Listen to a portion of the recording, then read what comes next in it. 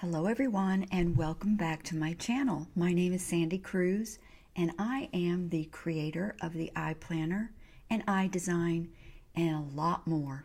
What I'm going to show you in this video today is how I organize my iPlanner spreads. When I make a spread for my iPlanner, before I put any ink to it, I save it to a board. That way I can use it over and over again. And I've created a category called Spreads. You can see that down here. And that way, when I want to browse and see whatever mood I'm in, I can just scroll through my spreads and choose the one that I want to use that week.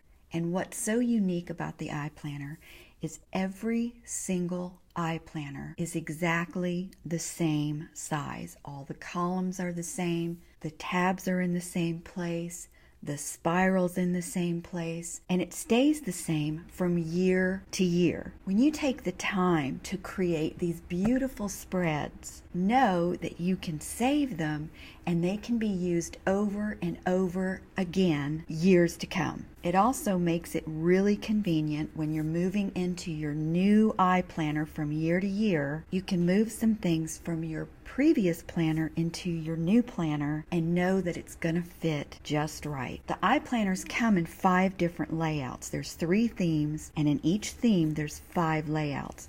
So depending on your favorite layout, when you make spreads for those layouts, they won't exactly fit every layout, but you can move things around if you needed to, if you use more than one layout each year. Alright, so let me just show you how easy this is when you save your spreads.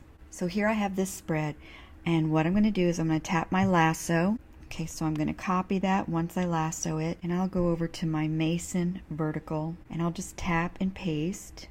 And if I line up my tabs, I know that everything else is going to be perfectly lined up. And now I'm all set to go for next week in this planner without having done anything but lasso, copy, and paste. Let's try one more. I'll go to my collection. Okay, this one I created using all the Flower Power collection. So I'll just tap on the lasso, draw a lasso or circle all the way around, and then I'll copy it. And this time let's go over to the Cassidy. Now doesn't that look great? Now naturally there's going to be some things I'm going to have to take away because Monday is not the 4th, so I'll have to take that off. And the weather is probably not going to be the same as it was when I used this or created this spread.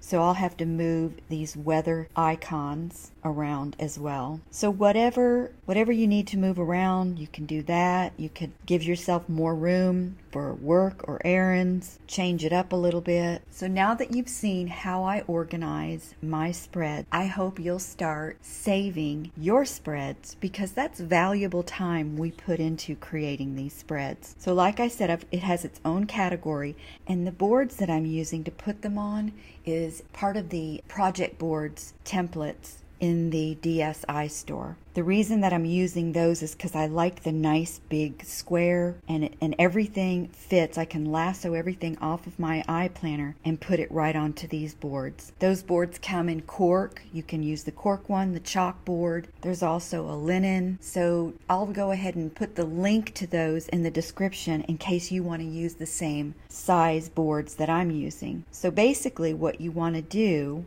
to add a section is tap categories and then tap the plus sign. And when you tap the plus sign, you just go ahead and add, you can call it whatever you want, spreads, designs. You might even want to make one that is weekly vertical, one that is daily weekly, so that if you create spreads, if you're using more than one layout of the iPlanner, when you create spreads, you can keep them all organized by the iPlanner layout names. So just some ideas. This was just a quick tip to show you how I'm organizing all my hard work and decorating for my iPlanner. And they can be reused over and over again because the iPlanner size structure never changes. I hope you enjoyed this video. Let me know in the comments. And if you do something similar with your spreads, take a screenshot and post it on the Facebook group so I can see your collections. Until the next video, bye.